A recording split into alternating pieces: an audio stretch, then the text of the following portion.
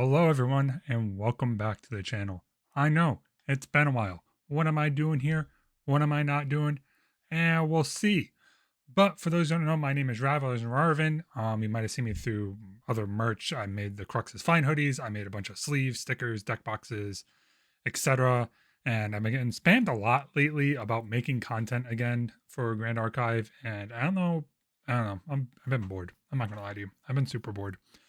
Trying to get other TCGs. Everything's waiting until July, so we're sort of waiting to see what's coming up with that. But in the meantime, let's get into a meta report, I guess, and we'll see what we can do from there, etc. And we're going to go ahead and sort of break them down as we can. But this was a 45-player online event over in the EU region. Shout outs to Serene Balance Productions for casting it, as well as CakeTCG for hosting the online regional for EU after the whole debacle with EU. But we're not going to get into that. But to go into it, let's go ahead and break down a quick top 8 here. We had Wind Robo Allies Lorraine, Water Fractals Dao Chan, Fire Crux Lorraine, Fire Agro Lorraine, Fire Agro Lorraine, Water Fractals Dao Chan, and Water Fractals Dao Chan, with the Watermill Nico coming in 8th place. Now, we're going to go ahead and break down these lists a little bit, sort of talk about their gameplay and what they want to do. I'm trying something a little bit new with this. So we'll see how well this goes, and you're going to sort of put up with me dealing with this as we go and discuss into these. So AZ Nat, first list on the chopping block here is going to be our Wind Robos Lorraine. As you can see, it's 4-2 record, about $420 right on TCG player. But as you go ahead and break into their main deck cards, you have Spirit of Wind, of course, Lorraine level 1, Backup Charger, Blinding Orb, and the new card, the new boogeyman of everything here is that we're going to sit here and we're going to with Clarinet. Oh, wow, excuse me. That is horribly off. Let's shimmy this over. We have Clarinet. So, what is Clarinet? For those who don't know, Clarinet is the brand new proxy card. Pretty much this was the card that was made that says, hey, look, if you remove during on Clarinet, you prevent 2 non-combat damage. So any spells, anything of the sort, will go ahead and get their combat prevented. And yeah, pretty much it's sort of what made Lorraine come back for the most part. We have our Grand Crusader Ring, we have our Ornamental Greatsword, we have our Poison Coating Oil, we have our Smoke Bombs, we have our Sword of Seeking and Deployment Beacon. And then we're going to our main deck. So main deck is what we expect from the allies list. You have Automated Gardener, which is an automaton. You have Charged Mannequin. You have Manufacturer Cell, Andronica, Cell Vanguard, Dream Fairy, Snaring Fumes, Tournament Magistrate, Fairy Whispers, Rally in Advance, Reclaim, Rose, Second Wind, Stifling Chop, Valiant Breeze, and Zephyr. So sort of the breakdown here of how this deck works. From my understanding back, it's been a while. So bear with me a little bit as we work through this here a little bit. So if we're going to go ahead and break down, we have cards like Charge Mannequin, which is our automaton. Ooh, we have our automaton. We could generate battery cells with something like manufactured cell. Okay, and then you have Andronica, who's also a warrior automaton that has an on enter, put a buff counter on any up to 2 automaton control. So Andronica will go ahead and buff Charge Mannequin. It will go ahead and buff Eternal Magistrate, and then at the same time you go ahead and buff Rose with the flash ability. So each one of these will get that +1 buff counter on top of it. So when that happens, you have some big allies. And with these big allies, the way it works is that say you have Rose on the field. Rose on the field came in, intercepted True Sight fast activation, and it's going to go ahead and say we get the buff on Andronica. So Rose right now is going to be a 3+4 ally attacker. All right, intercept True Sight. Get in your attacks. And you use something, say, Second Wind. Okay, Second Wind, cool, it comes in. And then you're going to go ahead and respond to your combat trigger before damage comes through. Wake up your Eternal Pendragon. So then Pendragon gets woken up again. So now your Eternal Dragon is now going to be a 4/4 with another attack. It deals 4 damage already. So we're going to stack over here. Let's keep track of this damage. So we have our first 4 coming in. Stands up, re-attacks again. So attacks again, another 4 damage. So we have a total of 8 damage on the field right now. So okay, that's cool. You know, not a big deal. But then you're going to parry something like Rally in Advance. So Rally in Advance here is going to go ahead and choose to wake up target ally you control. And again, you're going to go ahead and untap your Rose Eternal Paragon. And this is going to come in for 1 on its own. So you have another 1 for a total of 9 damage. And then with the Rose coming in for an extra 4, again, we have another 4 coming in for 13 damage. So you have a big 13 damage turn. All throughout the game, though, you're getting a lot of this chip damage. So you have chip damage here. You could put on Shimmer Cloak Assassin because that's stealth, less chance of being blocked here. We're going to go use this Shimmer Cloak. If you want to go ahead and use, say, something like, oh, I don't know, you could go ahead and attack your regular automaton with Imbue 3 because it gets a +1/+1 in Vigor. You have your other warrior automaton, and it's sort of how that deck is going to go ahead and play out into its kill turns. And this is even counting you have other cards here, because you have something like the incentive intrusion. So incentive intrusion decides to go ahead and get, hey, target ally gets +3 until end of turn. So if you're able to pair this with a Pendragon, and then on top, Paragon, I should say, sorry, I keep on calling him Pendragon, but you take your Paragon and you're gonna keep on using your second wind or your rallying advances on tapping, you have another +3 on those attacks. And you get in for a lot more damage into a big combo turn, or you're just chipping down little by little. You have cards like Ensnaring Fumes, then you have your Dream Fairies, and then you have, Fairy Whispers, Fable Winds, Keep Them Alive, Siphon Traps, Reclaim, the works to sort of keep everything alive and sort of operating normally. That's just sort of how the deck operates. And if you go into our sideboard here, you have the usual sideboard parts. You have Nullifying Mirror. Nullifying Mirror is going to go ahead and brought in here for our, our water matchups. Terraforming for other ally matchups. You have Rain Protection also for ally matchups. And Snaring Fumes some more allies based if you need to go ahead and move out allies, or something like Tristan getting some big ally attack turns for some reason. Usually not too much Tristan to say, but anything that's really big allies. You have Scatter Essence. Deal those fractal Dow chain lists because you're wind. So you get to go ahead and destroy it, target Fantasia and get the free level up with the floating memory. And then Vertigus Decree, which is really good for dealing with shadows or any Fantasia targets. Like I said, good in the Tristan already with shadows. Fractal Dow chain, you have another way to deal Fantasias, as well as buff your allies to go ahead and try and combo into a combo turn. But with that being said, that is our winning list from AZNet, or should I say winning because they placed first place. And now we're going to go ahead into deck number 2. In deck number 2, you have Purify, or TCG Purify, who was on Water Dow chain. So Water Dow chain is another non-level 3 deck. You said you have your Spirit of Water, you have your Dow chain, Backup Charger, Horbeebus, Nullifying, Mirror, Quicksilver Grail, pretty much everything you expect right now out of this. A lot of cool different things if you're expecting a lot of allies. You have a couple different cards and say, like you have the Wanderfrost here to give -3 into ally attacks for end of turn, so you can try and respond to something when they're trying to pop off into their combo turn. So it's something to keep in mind as well. And you have the Portuguese Tengu, which on enter put a quest counter on the target champion, and then you can banish it to draw a card. It's pretty much our secondary backup charter on a budget. Into our main deck. So main deck's a little bit different. It is running the Fractal package, but you have some other cards in here. You have cards like, let's say, the Staggering Strike. So Staggering Strike is going to go ahead and get the on-champion hit, remove preparation counter from the on-hit champion. If you're expecting to deal with a lot of cards like, Tristan or anything of the sort that way. You have Gildas to get in a couple of attacks, so you're going to try and get balanced, and you can swing with 4, add another form of pressure with Gildas. And you have cards like Shimmering Refraction, where you get the Fantasia damage in. You have Unstable Fractal, which is another Fractal, which also has the destroy target item memory cost 5 or less. You have Zhang Zhao, you get free ways to play them into play. Then you're going to get to draw 2 cards, recover a glimpse, a very utilized or very multifaceted piece. You have Burst of Sun, they're going to deal 2 damage and sacrifice the amount of fractals, pretty much a big burst turnout damage. Problem, this is what the Clarinet comes into. Now, this is the problem with the new Proxia's Vault card right now, is that with this Proxia's Vault card right now, is that you're going to sit there and we're going to have this Clarinet. Everything's going to break on me. But you have the Clarinet, which is going to -2 this Burst Thunder. So every instance of this Burst Thunder here, so you deal 2 damage targeting it, then you may sacrifice. So you can choose to deal 2, and you're going to go ahead and pop your Clarinet -2 in response to the amount of sacrifices. I'm pretty sure you could target them. Don't quote me on it. I'm a little rusty on my Grand Archive ruling. But you -2 it, you're going to go down some fractals and pretty much try to prevent them from comboing off you on a single turn. And then we're not even done. So then you have things like Dissonant Fractals. Go ahead and draw 2 other cards. You have your Fractal of Intrusion going to start doing little control pieces, get cards out of your opponent's memory. Fractal Rain to mill yourself or mill your opponent, depending on the matchup. Say if you're facing versus Luxem. We saw on one of the stream matches, I think not that long ago, where they're Fractal Raining their opponent, which is then milling their Luxem cards. So they put Luxem Sight and Lux Weaver's Assault into their opponent's graveyard by milling with the Fractal of Rain. You have Fractal of Snow in here. Then you said that you're going to go have your Fracturize, your Frostborn Paladins, your Glimmering Refusal, which is a really good negate card, especially if you have a lot of fractals, and you have Refracting Missile and Lost in Thought. With your sideboard, you have Terrafring, Water Resonance Bauble, Censor, Vessel Piece, cards and graves lose all abilities, good way to prevent the Nico list. Wind Resonance Bauble, expecting a lot of wind allies, Extraciating Touch. Oh god, I even still mispronounced that, even try to slow down that. Apologies. Target player reveals your choice in your hand of memory, choose a card from among the revealed cards, and discard it. But congrats to Pair 5 again with Dao Chen, and let's go ahead and go into list number 3. List number 3 is Jimmy Lee with Fire Lorraine. So this is the list that's been out of the way, but like I said, with Clarinet becoming the new Proxy Vault card. I don't think we're going to see more of it.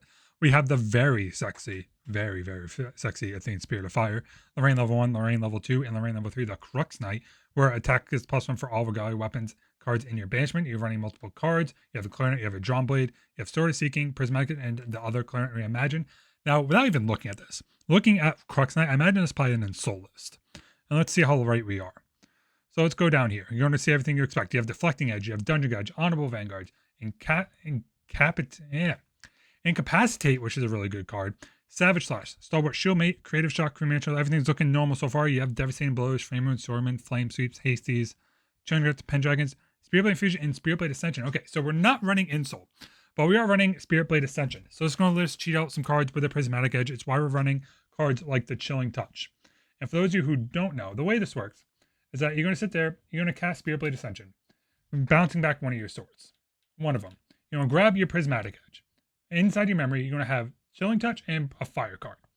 So you're going to have 2 of the 3 requirements filled for, for Prismatic Edge. Usually your opponent's playing Wind, you get the other trigger. But you get to go ahead and draw a card, deal some damage, and you get to try and loop it a couple times. You're able to have multiple forms of Spirit Blade Ascension. If you don't have multiple forms of Spirit Blade Ascension, you still have big bodies with Ghost of Pendragon, and then forcing damage down their throat with cards like Home by Fire and Devastating Blow. Now, on top of that, you do a couple of things because you get to do Spirit Blade Infusion. So you get to go ahead, if you attack, you get to try to attack it again, where until target gets +3 on champion hit, draw a card. It costs 2 less to activate if your champion tell attack damage this turn. More than likely, you're not. I don't see a way in here to awake your champion. I don't think we have anything insane with that right now, so it's not anything that's running to untap. But you can go ahead and get a couple extra damage and then try and finish off with something like a Rending Flame to go ahead and deal a ton of damage. So say if you have Rending Flames into a +3, so you're going to do a 6, and then that can get doubled up to 12. But if you already Home by Fire, so now you're doing 8, doing up to 16 damage. There's a lot of ways to go ahead and get into big combo kill turns with Rending Flames to go ahead and combo out your opponent. Now, with that being said, into the sideboard, what do we got? Into the sideboard here, we do have a null spell. So, to negate target spell activation unless control pays 3. Good way to go ahead and counter a couple different spells that you're expecting, either a Fireball or, say, a Sunder, not Fracturize. We just went over some of the Dalchin list, and I'm already going to draw a blank on the card. Burst Asunder, I think is the card. I could be wrong. But Deflecting Edge, we have Morgan Soul Guide, Blazing Lunge, which is a fire pull on banish a fire card treatment element. Another way to deal good attack damage with pretty much regular attacks. If you use a weapon with it already, would say Home by Fire, and this you're going to deal an extra 7 damage. You have Demolition to deal 3 target unit or siegeable domain if you need to kill some domains. Reduce the Ash to deal with some memory costs or reserve costs allies, and Crux to go ahead and filter back through your deck. But congrats on Jimmy Lee for getting 3rd place with this list. And now we're going to go on to list number 4.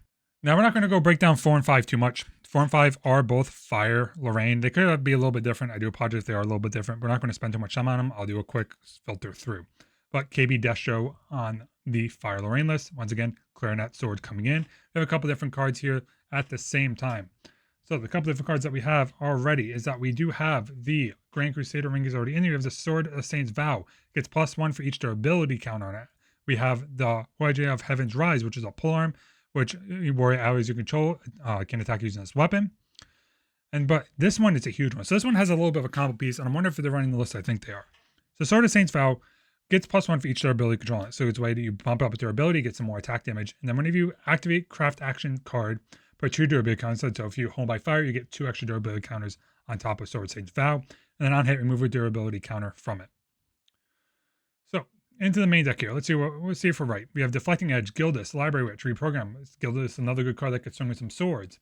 You have the Fierce Princess with Imbue 3, and the damage dealt from a non-norm elemental source is imbued, prevent 2 that damage. Good way to stay alive because a lot of things are non-norm element that's dealing any form of spell damage in the sword. So good way to keep that unit alive as it goes. You have your Shieldmate, you have Arthur, another good card, especially if it's already rested. You have a good way to combo into some good attacks. You have Sun Chi, which put a durability counter onto your sword. If you want to go ahead and pair that in with the other sword, it gets 2 durability counters instead. And warrior weapons are going to extra +1. So now you have cards like your Saint's Vow. So Saint's Vow from here was originally going to be, a 0/1 Saints Vow. Okay, you have Sunchi comes in. It's going to give it 2 durability counters. So it's going to be technically a 0/3, but because of durability, it's going to be a 3/3 Saints Vow. But then with the passive effect, it's technically now a 4/3 Saints Vow. Which now this one for Unicorn Swing or 2/4 if you use the Arthur. You have a couple of ways to use this card to then combo off into a pretty good kill turn. Let's go ahead and get this off the screen here. So then you have Blazing Lunge to deal a couple different forms of attack. You have Blazing Field, Clumsy Apprentice, Create a Shock, Cremation Ritual, Home by Fire. Another way, like Sip 4 to get some durabilities counted on there, as well as Tempered Steel. And then Temper and Flames to give some other counters. So pretty much imagine the good ways to do something like Gildas or Shang-Chi to go ahead and get a lot of big swings in with the swords, as well as already using swords yourself as Lorraine to get some extra combat damage as well. And then you could Blazing Field it near the end if you really want to. In the sideboard, you have Nullify Mirror. You have Blanche, Brickrish, Lutus. If your cards may be put into a player's graveyard, so the Nico in the Water Mill decks. So backstones will come in. If cards floating memory put into a player's graveyard, that player banished instead. If they're milling themselves a lot, to go ahead and get rid of the floating memory into the graveyard. But you have to be still really proactive in the approach with this. You have Staggering Strike and you have Immolation Trap. Congrats over to KB Destro. Now let's go check out the other Fire Lorraine. The other Fire Lorraine is a little bit different. So this one is running Lorraine level 2. It has running Drawn Blade, Fire Resistance Bow, Forge Light Blade. It has running the Clarinet and Sword of Seeking. We're not seeing the Sword of St. Vow in here or the other pull arm as well. But like I said, we're running the Forge Light Blade, which does deal 4 to your champion, but does get an extra +1 attack. And to the main deck here, you have Arthur, you have Blazing Bowman, Blazing Soul. This is pretty much looks like a fire aggro list with swords on the back end. Because you sit there, you have your Home by Fire, you have Red Hair, which guarding attacks as well, reduced to Ash. You have your Rending Flames, Strapping Conscript, Sword Sand of Everflame, which going to give a fire weapon +2, and then you have Temper Steel, Vermilion Decree, and Zao Cinder Keeper. So definitely more of an aggro base package with allies with swords in the back end, not fully all in onto that sword game plan. Almost reminds you of like a Fire Xander list. So Fire Xander is going to have other ways of dealing damage. It isn't just going to be themselves trying to go ahead and combo off on you. And if you go into the sideboard, you have Blazing Bowman, Deflecting Edge, Demolition, Disenchant, Destroy Fantasia, Imagine for the water matchups again, Flame Sweep, Nullify Mirror, Reduce Ash, Sword of Same Flame, and Viridian Protective Trinket. Congrats onto that list, Crimson. And on to our next one. Our next two are 2 Fractal of Dao-Chans. We're not going to go over these lists, but in number 8, we are going to go ahead and go over the Watermill Nico. Watermill Nico, we've seen a lot of this. I'm not going to go break down this too. This was running the meta for a little while, pretty much back when I was stopped playing. And we have Nico level 1, which is not Nico and leveling the Nikos. They'll work out, so pretty much leveling up into 1 and the 2 a lot more easier. Already getting your water online. And then you have Temptations Facade. Wow, I cannot speak today at all. It's been a while, as you can tell. And Mageman Lash. So, this is a horse deck? No way. No way. Unbroken Mustang to destroy an item or weapon marked cost 0. All right. We have Aquarius Stallion. If you have more Water Elements cards, which you have a lot of them, gets +3, so it's a 3/4 body and a 3 attack champion. Serene Decree, Diffuse the Block, Fractal Rain, Fracturize, Frostborn, everything normal. Portsman, you control a horse, gets a +1, so it is a 2/3 with horses. And we go a little bit further, we have the Splash Spear Guard, which does have on enter. It is imbued. Target ability start to go deck into the graveyard to mill yourself or mill your opponent. Pretty much this looks like a mill yourself as well as stuff a little bit horses. Trying to still finish off for the Ravishing finale, which is insane. Like, this deck is wild. Congrats, Gazinger. Like, this deck is absolutely wild, and I enjoy it to no end. I mean, even in the sideboard, we have another Unbroken Mustang. You have some Sea Sprite Divers. You have Nullify, Song of Frost, Glacial Evocation, another Ravishing finale, Spiro. I mean, this list is just wild.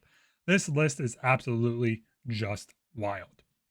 But with that being said, I would like to thank everyone for watching. Hope everyone enjoyed a little return back to the deck tech. Let me know if you want to see more of the meta breakdowns. Let me know what you think down in the comments below. If you want me to stop these, I'll stop these.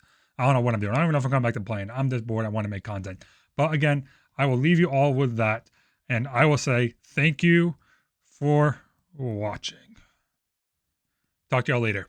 Peace.